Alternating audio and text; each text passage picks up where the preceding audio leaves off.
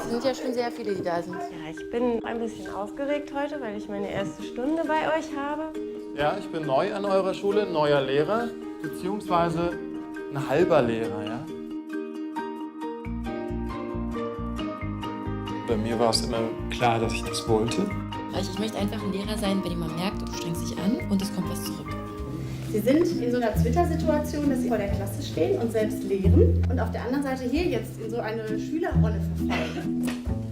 Ich würde Sie bitten um eine strukturierte Reflexion. Es ist zu laut!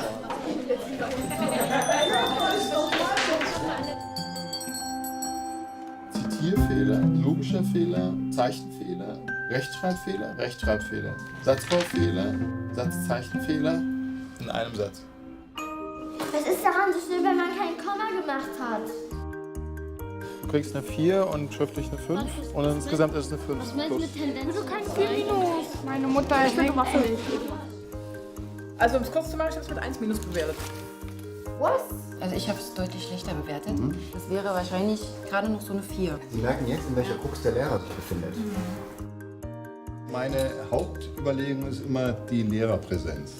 Ich habe schon überlegt, ob ich irgendwo so ein paar Stunden Schauspielunterricht nehme. Einfach so, wie präsentiere ich mich jetzt? Ruhe da. Mir reicht. Aus. Das wird nach dem Referendariat noch mal eine sehr spannende Zeit. Was habe ich gerade gesagt? Dass wir uns morgen von unserer besten Seite zeigen. Dass wir nicht für sie Hartz IV bezahlen müssen.